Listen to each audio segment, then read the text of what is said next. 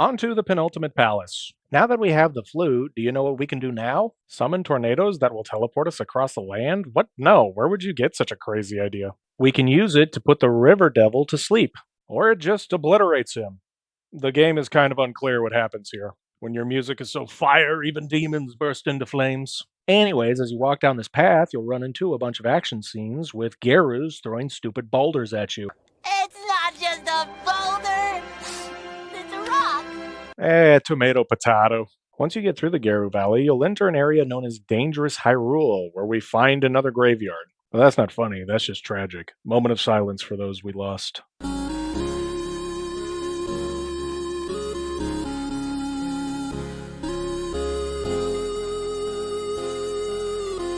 Would you stop laughing? This is supposed to be serious. Anyways, we can move on and find a nearby town, the town of Kasuto, which is completely abandoned. As you walk around, you're likely to be hit by something. Oh no, are there ghosts in this town? That's like my 13th greatest fear. It's only barely above my fear of contradictions and just below my fear of the number 13. This is too spooky for me. Let's make like trees and get out of here. As we explore the area, we'll find a beach where we find three rocks placed in a peculiar pattern near each other. Man, I wonder where the next palace is going to be. Wouldn't be able to tell you. As we explore the beach further, we'll stumble across the final heart container in the game. It's a bit anticlimactic finding it on a beach, but at least we have a nice view. Now we can head into a cave, and on the other side, we'll find a forested area. And if we stand near this tile and press A, bam! Village hidden in the leaves. Believe it. This is the hidden town of Kasuto, which is where the people of Kasuto moved their town to after it was destroyed by spooky ghosts. An old woman will tell us that we deserve her help, and she brings us inside. You're darn right I deserve help. I'm glad somebody finally recognizes that. In her basement, we find the last magic jar. Finally, we're at full power. Minus a couple of levels.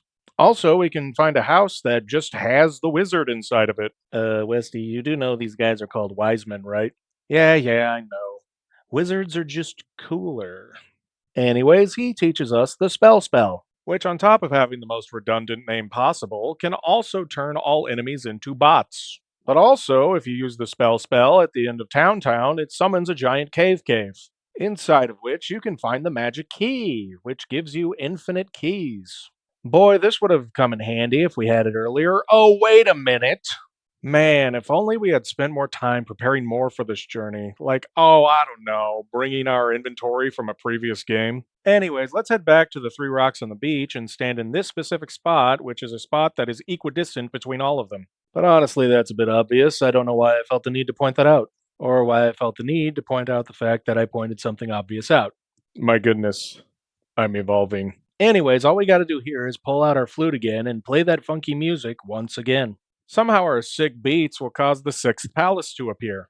The Hidden Palace. Gee, I wonder how it got its name. The Hidden Palace, which is also known as Three Eye Rock Palace, not that anyone cares, is a pretty straightforward dungeon. Just keep spiraling down like my mental state and it'll eventually all work out. Oh, hey, there's a rematch against Rebenak here. Random. Eventually, you'll find the item of this dungeon, which is a cross. Ah, yes, as everyone knows, Link is the most devout Christian in the world. So, what does the cross do for us? Well, besides reminding us of the glorious sacrifice made by Jesus Christ so that we may be forgiven of all of our sins and be reunited with God, as it was always meant to be, it also allows us to see invisible enemies. Westy, are you a Christian? Now, whatever would give you that idea? Anyways, now's not the time for religion, for we gotta get to the boss chamber, and in order to get there, we have to cross a pit of lava, which we can only do so if we use the fairy spell. There's another fight with Rebenak here. Man, he's weirdly persistent. We then have to jump down this pit and turn into a fairy once again to get into this gap.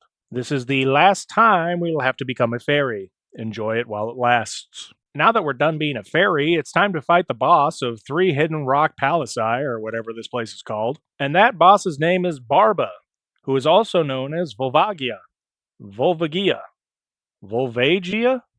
You know what? It doesn't matter. Now I know what you're thinking, and the answer to your question is yes, that is the same name. Man, imagine not understanding the context for that statement. Anyways, the only way to beat Vijay here is to, you guessed it, stab him in his face. Which can be pretty difficult as Barbie here fires fireballs at you that move at the speed of light. Also, make sure that you don't fall into the lava. Or do if you want to, I guess.